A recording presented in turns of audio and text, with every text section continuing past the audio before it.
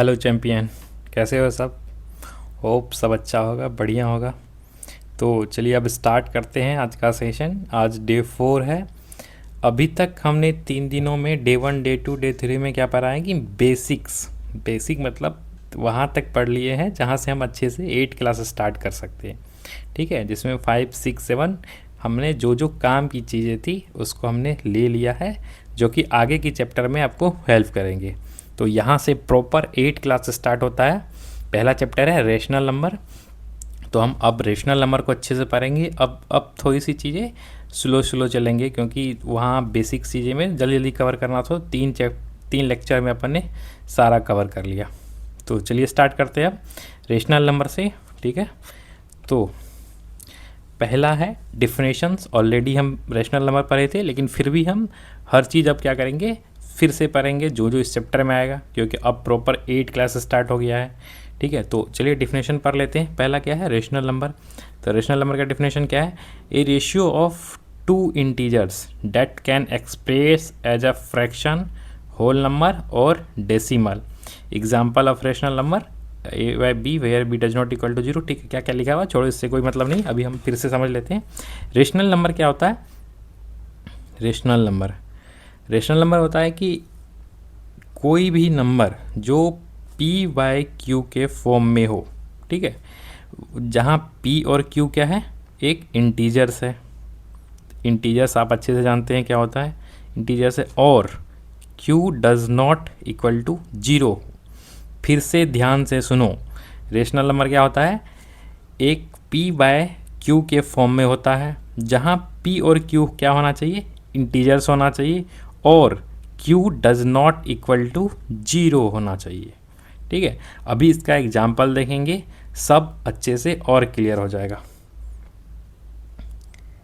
जैसे एग्जाम्पल के लिए 5/3, क्या ये रेशनल नंबर है? हाँ है, बिकॉज 5 क्या एक इंटीजर है, 3 भी क्या एक इंटीजर है, और 3 इक्वल टू जीरो नहीं है। इसका मतलब ये क्या है, एक रेशनल नंबर है। अगला क्वेश्चन -6/5। देखो ध्यान से, -6 क्या है, एक इंटीजर है, 5 भी क्या है, एक इंटीजर है, और दोनों p बाई क्यू के फॉर्म में है, फ्रैक्शन के फॉर्म में। इसका मतलब क्या है, ये भी एक रेशनल नंबर है। अगला एग्जाम्पल -6/-5, क्या ये रेशनल नंबर है? देखते हैं डिफिनेशन के अनुसार। तो -6 क्या एक इंटीजर है, -5 भी क्या एक इंटीजर है, और -5 does not equal to zero, तो ये भी क्या एक हमारा रेशनल नंबर है। अब कुछ एग्जाम्पल देखते हैं जो रेशनल नंबर नहीं है, उसका देखते हैं। जैसे 6/3 - 3, तो 6/3 - 3 क्या ये रेशनल नंबर है? तो ध्यान से देखते हैं, 6/0 नहीं, ये रेशनल नंबर नहीं है, क्योंकि नीचे डेनोमिनेटर में क्या आ जाता है, जीरो, और हमने डिफिनेशन में क्या पढ़ा है कि जीरो डेनोमिनेटर में नहीं आना चाहिए।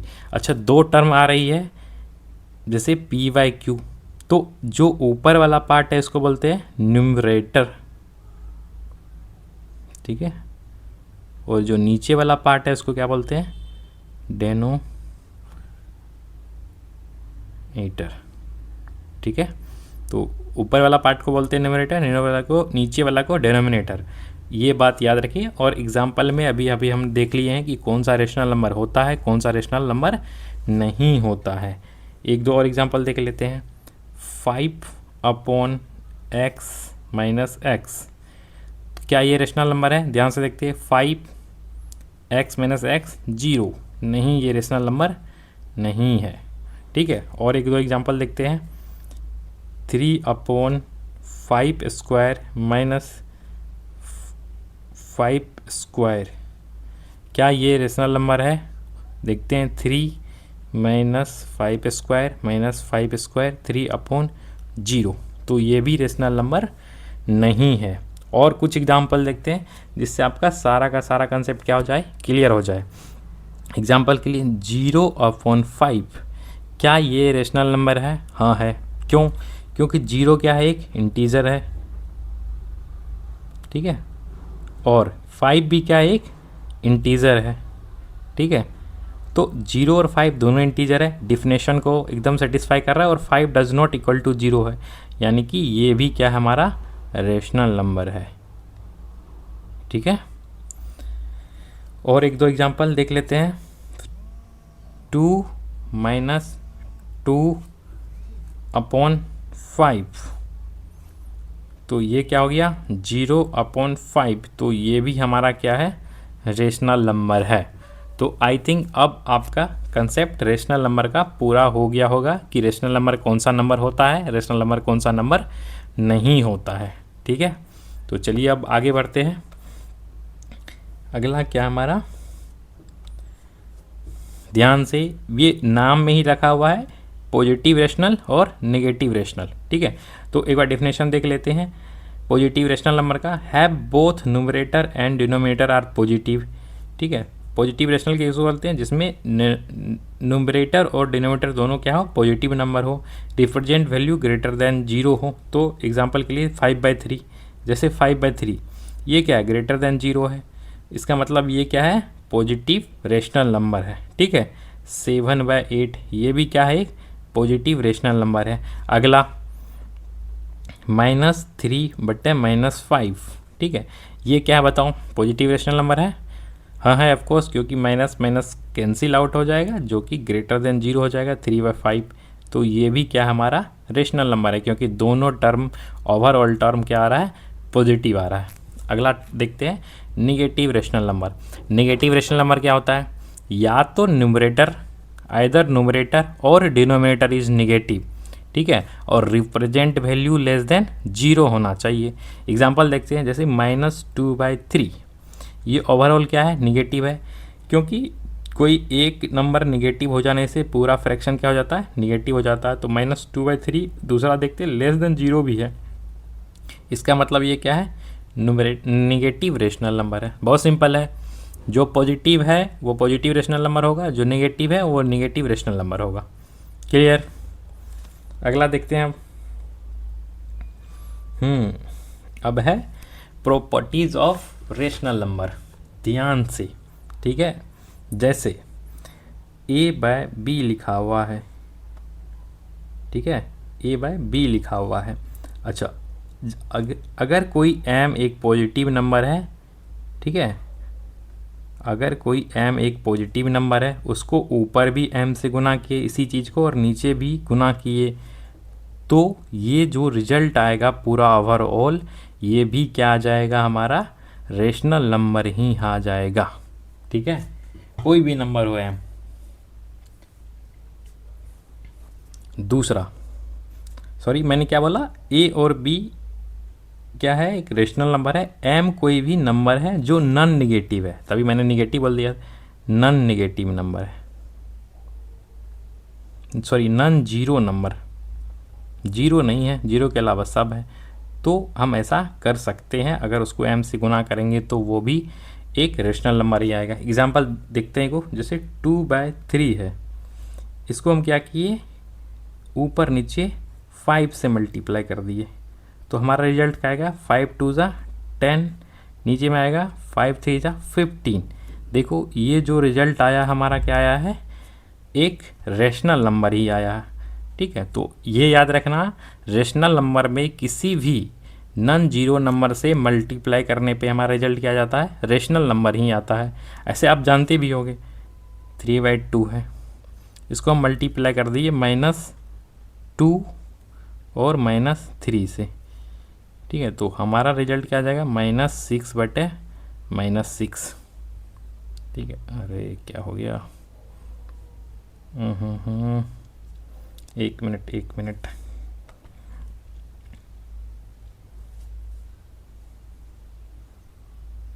कभी कभी ये हैंग हो जाता है, ओवरलोड हो जाता है इस पर।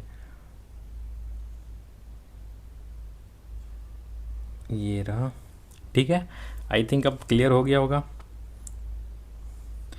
-6/6, तो जो हमारा रिजल्ट आया वो भी क्या आया है एक रेशनल नंबर आया है।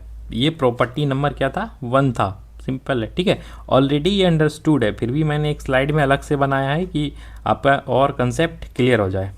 दूसरा देखते हैं प्रॉपर्टी नंबर 2। ठीक है। प्रॉपर्टी नंबर 2 क्या कहता है, कोई भी रेशनल नंबर कैसा होता है, पी बाई क्यू के फॉर्म में होता है। अगर किसी भी हम नॉन जीरो से डिवाइड कर देते हैं दोनों न्यूमरेटर और डिनोमिनेटर को, तब भी जो रिजल्ट आएगा हमारा क्या आएगा, वो रेशनल नंबर ही आएगा। ठीक है, ये बात ध्यान रखना, मल्टीप्लाई और डिवाइड करने पे रेशनल नंबर ही होता है अगर हम सेम नंबर से गुना या डिवाइड करते हैं। देखो m क्या है, सेम नंबर है। एग्जांपल देख लेते हैं इसका, जैसे लिखा हुआ है 4/8। ठीक है, हम दोनों साइड क्या किए, 2 से डिवाइड कर दिए, न्यूमरेटर में भी और डिनोमिनेटर में भी। ये देखो, तो 4 को 2 से डिवाइड करेंगे तो 2, 8 को 2 से डिवाइड करेंगे तो 4। जो हमारा रिजल्ट आया वो स्टिल क्या है, एक रेशनल नंबर ही है। ठीक है, आई थिंक ये बात आप लोगों को पूरा अच्छे से क्लियर हो गया होगा। ठीक है, चलिए अब अगला प्रॉपर्टी देखते हैं, प्रॉपर्टी नंबर 3। अच्छा, 2 रेशनल नंबर लिखा हुआ है, a upon b and c upon d, दोनों के बीच में इक्वलिटी का साइन है। ये भी एक रेशनल नंबर है, ये भी एक रेशनल नंबर है, और दोनों इक्वल ऐसा दिया हुआ है। तो इस केस में हम क्या कर सकते हैं, क्रॉस मल्टीप्लिकेशन कर सकते हैं। इसको इधर मल्टीप्लाई कर दो, इसको इधर मल्टीप्लाई करो, तो A D equal to B C. ठीक है, अब इसका नंबर से एक एग्जांपल देख लेते हैं। जैसे 2/3 है, यहाँ 4/6 है। ठीक है, तो अब इसमें क्या करेंगे, क्रॉस मल्टीप्लाई कर देंगे। तो ये क्या हो जाएगा, 2 × 6, ये क्या हो जाएगा 3 × 4, दोनों इक्वल ही आएगा बी। तो 6 2 = 12, 4 3 = 12। देखो, तो ये भी जो रिजल्ट आया क्या आया, सेम ही आया, बिकॉज ये दोनों सेम था। ठीक है, ये बच्चा वाला प्रॉपर्टी है। अब सबको ये अंडरस्टूड है, ओके, याद नहीं करना है, बस देख के नंबर को आपको समझ में आ जाएगा कि क्या क्या लग रहा है। ठीक है, अब अगला देखते हैं। अगला पॉइंट है standard form of a rational number. इसको समझते हैं, पहले देख लेते हैं डिफिनेशन क्या है। A rational number p/q is said to be a standard form when p and q have no common factor except 1 and q is greater than 1। ठीक है, तो इसका मतलब क्या है अभी देखते हैं। इसने बोला कोई भी नंबर है जैसे 2/4, ठीक है, बोला सॉरी 2/4 नहीं 3/4। ठीक है, तो 3/4 बोला है कि ये स्टैंडर्ड फॉर्म है रेशनल नंबर का व्हेन, जब इस दोनों का कोई भी कॉमन फैक्टर ना हो। इसका मतलब क्या है, दोनों प्राइम हो जाए, ऊपर वाला भी और नीचे वाला भी, वो भी को प्राइम। ठीक है, जैसे ऐसे समझ लो आप, कोई भी फैक्टर नहीं हो। जैसे 3 का फैक्टर क्या है, 3 और 1। 4 का फैक्टर क्या आया, 1 2 1 2 क्या हो गया इसको, 1 2 और 4, अरे 1 2 और 4। देखो इसमें कॉमन क्या है, 1 है। ठीक है, 1 के अलावा कोई भी कॉमन नहीं है। इसका मतलब क्या है, ये स्टैंडर्ड फॉर्म है। और एग्जांपल देखते हैं इसका।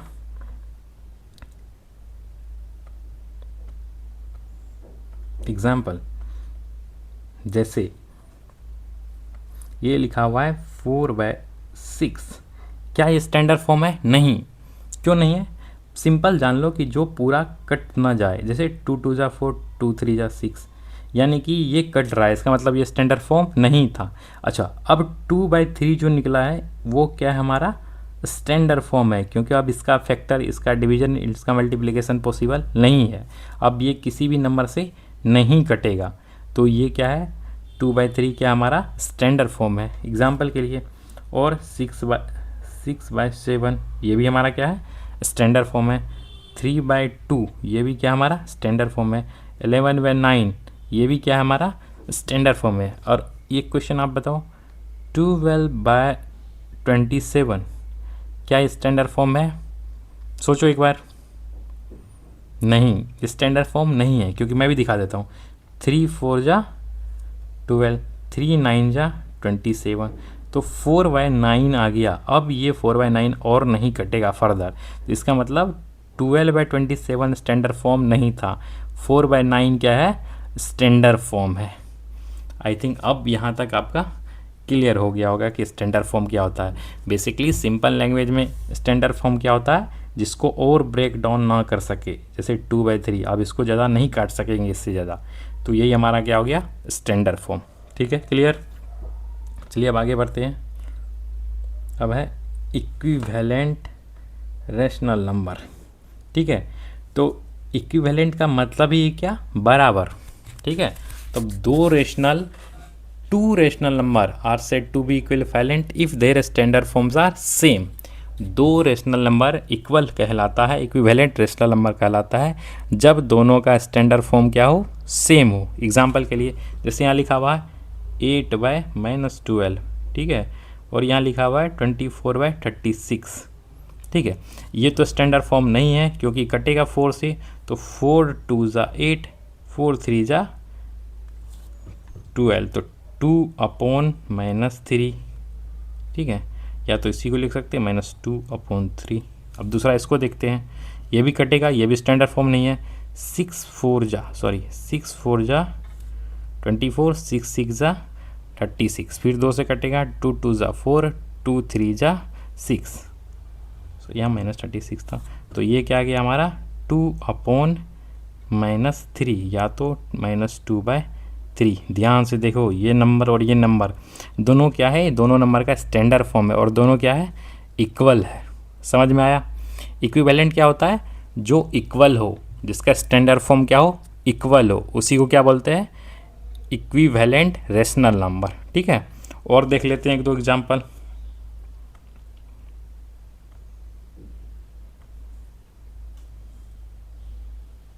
जैसे 5, अरे क्या हो गया, 5/7, ठीक है, -5/7। दूसरा है 25/-35। क्वेश्चन पूछा है क्या ये और ये इक्विवेलेंट है, तो अभी इसका स्टैंडर्ड फॉर्म निकालते हैं तब पता चल जाएगा है कि नहीं है। तो 5/7 क्या है, ऑलरेडी स्टैंडर्ड फॉर्म में है, क्योंकि 5/7 अब नहीं कटेगा, किसी भी नंबर से नहीं कटेगा, ये तो स्टैंडर्ड फॉर्म में है ऑलरेडी। अच्छा, अब इसका स्टैंडर्ड फॉर्म निकालते हैं। 5 5 ज़ा 25, 5 7 ज़ा 35, तो ये हमारा कितना आ गया, 5 -5/7। ठीक है, तो ये दोनों नंबर ए ये हो गया बी, दोनों क्या है, इक्वल है, क्योंकि दोनों का स्टैंडर्ड फॉर्म इक्वल है, इसलिए ये क्या है, इक्विवेलेंट रेशनल नंबर। अच्छा, छोटे छोटे बच्चों को ना बहुत कन्फ्यूजन आती है, सर ये 2/-3, ये -2/3 कैसे हो गया। अरे जब एक मल्टीप्लाई है तो ये भी तो एक ही मल्टीप्लाई है माइनस का, तो ये ऊपर लिखो नीचे लिखो सेम बात है। तो आप इसको ऐसे भी ले सकते हो, जैसे -7/5 है तो इसको आप ऐसे ले सकते हो 7/-5, दोनों एक ही चीज़ है। ठीक है, ध्यान रखना, दोनों एक ही चीज़ है, चाहे नीचे रखो चाहे ऊपर रखो, दोनों को सेम चीज़ है। आई थिंक अब आपको स्टैंडर्ड फॉर्म क्लियर हो गया होगा। ठीक है, तो अब चलते हैं नेक्स्ट पार्ट पे। अभी इसमें कुछ क्वेश्चन है नहीं ज़्यादा, एक ही बार हम सारा क्वेश्चन करा लेंगे। ठीक है, जैसे ही ये बेस 2-3 पार्ट ख़त्म होगा तो अगला है comparison of a rational number. ठीक है, रेशनल नंबर को कंपेयर कैसे करते हैं, कंपेयर इन द सेंस कौन छोटा है कौन बड़ा है। ठीक है, which rational number is bigger, which rational number is smaller. ठीक है, तो इसलिए मैंने आपको बेसिक्स में एलसीएम बताया था, क्योंकि इसमें एलसीएम का यूज़ होगा, बहुत तगड़ा यूज होगा। ठीक है, तो ध्यान से देखना। अब चलते हैं हम लोग इसको चेक करने के लिए कि कौन सा नंबर छोटा है कौन सा नंबर बड़ा है। इसमें स्टेप लिखा हुआ, राइट द गिवन रेशनल, बहुत बकवास तरीका वन ऑफ द, कि सबको रट्टा मारो, मैथ है ये, कोई भी डिफिनेशन नहीं पढ़ना है, बस तरीका सीख जाओ कि कैसे हम कंपेयर कर लेंगे। ठीक है, देखिए 2 नंबर दिया हुआ है, 3/-4 एंड अगला नंबर क्या है, -5/6। अच्छा, इसमें बताना है कि कौन सा नंबर बड़ा है, कौन सा नंबर छोटा है। ठीक है, तो सबसे पहले -3/4 लिख सकते हैं इसको, और इसको लिख सकते हैं -5/6। दोनों अलग अलग है, ऐसे तो समझ ही नहीं पाएंगे कि कौन बड़ा है कौन छोटा है। ठीक है, तो सबसे पहले इस दोनों को क्या करते हैं हम, जो डिनोमिनेटर पार्ट है उसका लिख लेते हैं एलसीएम। तो 4 और 6 का जब आप एलसीएम निकालोगे तो वो आएगा 20 12। ठीक है, तो यहाँ लिख दिए 12। ध्यान से सुनो, इस दोनों का क्या लिखे हम यहाँ पे एलसीएम। अब इस चीज़ से इसमें भाग दो, 4 3 जा 12। जो नंबर आया उसको ऊपर वाला से मल्टीप्लाई कर दो, -3 × 3। अभी तो पहला क्वेश्चन है इसलिए मैं लिख लिख के बता रहा हूँ, ऐसे हम डायरेक्ट कर देंगे। ठीक है, पहला क्या है, जिस डेनोमीटर से आपने डिवाइड किया है 4 3 जा 12, उसी का डेनोमिनेटर से आपको मल्टीप्लाई करना है। ध्यान से दूसरा देखो, 6 2 जा 12, यानी कि इसका न्यूमरेटर में भी 2 से मल्टीप्लाई होगा, -5 × 2। ठीक है, अब मैं इधर इरेज कर देता हूँ। ठीक है, तो अच्छा, अब यहाँ क्या आया है, तो 3 3 जा -9, इस दोनों को मल्टीप्लाई करेंगे तो क्या आ जाएगा -9। ठीक है, और इसको मल्टीप्लाई करेंगे तो क्या आ जाएगा -10, और नीचे में क्या आ जाएगा 12। तो ये पहला नंबर क्या हो जाएगा -9/12, दूसरा नंबर हो जाएगा -10/12। अब हम इस दोनों नंबर का क्या कर लिए हैं, डिनोमिनेटर सेम कर लिए हैं। अच्छा, अब आपको बस न्यूमरेटर चेक करना है, ये वाला पार्ट ये वाला पार्ट, क्योंकि नीचे वाला पार्ट तो बराबर है। तो ये -9 है, ये -10 है। बताओ -9 और -10 में बड़ा कौन है। कुछ बच्चे बोलेंगे -10 बड़ा है सर क्योंकि 10 बड़ा। ऐसा नहीं है, ये निगेटिव में है, निगेटिव में उल्टा होता है। तो यहाँ -9 बड़ा है, तो इसमें भी क्या हो जाएगा, ये वाला -9/12 बड़ा होगा। तो -9/12 निकला किसका था, इसका 3/-4 का, तो इसका मतलब ये वाला नंबर बड़ा है। ठीक है, कंपैरिजन समझ में आ गया। ठीक है, एक क्वेश्चन और करते हैं, बाकी बाद में इसका एक ट्रिक भी देखेंगे जो सिंपल है, तुरंत निकल जाएगा।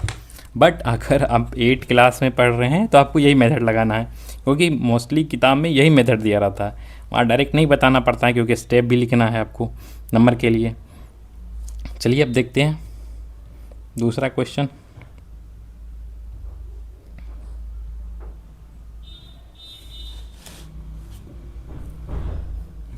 अगला क्वेश्चन है 3/4, 4/5। इसमें बताना है कि कौन सा बड़ा है और कौन सा छोटा है। पहला क्या था, दोनों डेनोमिनेटर का क्या लेना है, एलसीएम। तो 4 और 5 का जब एलसीएम लगो तो आपका 20 आ जाएगा। आप देख लेना इधर एलसीएम निकाल के, 4 और 5 का एलसीएम 20 आता है। ठीक है, तो 4 × 5 20। ठीक है, अब क्या बोले थे हम, इसको इससे डिवाइड करेंगे, तो 4 5 जा 20, तो उसी नंबर को ऊपर से मल्टीप्लाई करना है, यानी कि 5 3 जा 15। यहाँ पे 5 4 जा 20, और उसी को ऊपर वाला से गुना करना है, यानी कि 16। तो हमारा नंबर क्या आया 15/20, और दूसरा क्या आया 16/20। ठीक है, अब इस नीचे वाला तो दोनों सेम हो गया डिनोमिनेटर, तो आप ऊपर वाला चेक करो, ऊपर वाला कैसे आएगा, ये 16 बड़ा है, यानी कि ये नंबर बड़ा है, तो यानी कि 3 और 4 था, तो ये 16/20 किससे आया, इससे आया, मतलब 4/5 बड़ा है। ठीक है, ध्यान से, पहले हमने एलसीएम निकाला, फिर इसको यहाँ से प्रोसीड करके ये वाला टर्म निकाल लिया। यहाँ तक कोई डाउट, क्लियर। चलिए 2-3 क्वेश्चन और स्पीड में कर लेते हैं, फिर अपन आज यहीं तक रखेंगे। अगला क्वेश्चन है क्या, -3/5। वो क्या हो गया, -3/5 और 7/-10 में दोनों में बड़ा कौन है। ठीक है, तो फिर से वही एलसीएम इस दोनों का, इसको ऐसे भी लिख सकते हैं -3/5, और इस 10 को ऊपर लिख लिए -7/10। हम अभी बताए थे कि माइनस ऊपर रहे नीचे रहे कहीं भी लिख सकते हैं। तो 5 10 का क्या ले लिया एलसीएम, तो 10 आया। 5 2 ज़ा 10, तो ऊपर में भी 2 से क्या करेंगे मल्टीप्लाई, तो -6। ठीक है, 10 1 जा 10, देखो यहाँ से 10 1 जा 10, तो ऊपर में क्या करेंगे 1 से गुना, यानी कि -7। तो पहला नंबर आया -6/10, दूसरा नंबर आया -7/10। ठीक है, अब इस दोनों में बिगर नंबर कौन सा है, ये -6, तो आंसर ये हो जाएगा -6/10। ये कहाँ से आया था, यहाँ से आया था, यानी कि ये वाला देखो यहाँ से आया था -3/5, क्या होगा बिगर होगा। एक चीज़ और, यहाँ बच्चा बहुत कन्फ्यूज होता है, ये है ग्रेटर देन का साइन, इसका मतलब जो इस साइड रहेगा टर्म वो इस वाले टर्म से बड़ा होगा। ठीक है, ये है लेस देन का साइन, मतलब इस साइड जो नंबर होगा वो इस वाले नंबर से छोटा होगा। एग्जाम्पल के लिए यहाँ लिख दिए हैं 6, यहाँ लिख दिए हैं 3, तो 6 इज़ ग्रेटर देन 3, 6 3 से बड़ा है। यहाँ लिखे हैं 4, यहाँ लिखे हैं 5, मतलब 4 जो है 5 से छोटा है। तो ये होता ग्रेटर देन, ये होता लेस देन, और ये होता इक्वल टू, मतलब दोनों बराबर है, 5 = 5। ठीक है, ये चीज़ भी आप ध्यान में रखिए, छोटा छोटा बच्चा इसमें बहुत कंफ्यूज होता है। अरे क्या कर दिया मैंने, 1 मिनट।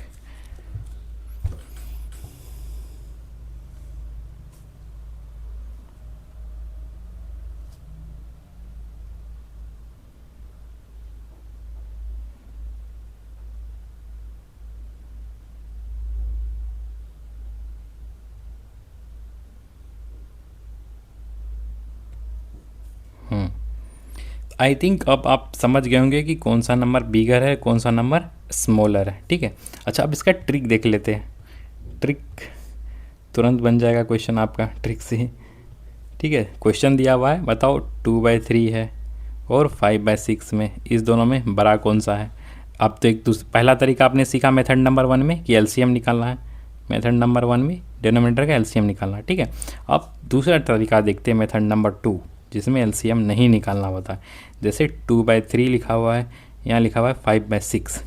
ठीक है, तो आपको चेक करना है कि कौन सा नंबर बड़ा है, ये बड़ा है कि ये बड़ा है। तो आप डायरेक्ट क्या करो, क्रॉस मल्टीप्लिकेशन कर दो, इधर से इधर हो गया 6 2 जा 12, इधर से इधर करो 3 5 15। बताओ इस दोनों में बड़ा कौन है, 15 है। 15 ये साइड को डिनोट करता है, मतलब 5/6 बड़ा है। ठीक है, समझ में आ गया होगा। एक और क्वेश्चन देख लो, 3/4, एक 5/4। बताओ इस दोनों में बड़ा, ओ ये तो ऐसे ही बता दोगे आप, क्योंकि डिनोमिनेटर सेम है, 5 बड़ा है तो ऑफकोर्स 3/5 बड़ा होगा। अगला क्वेश्चन,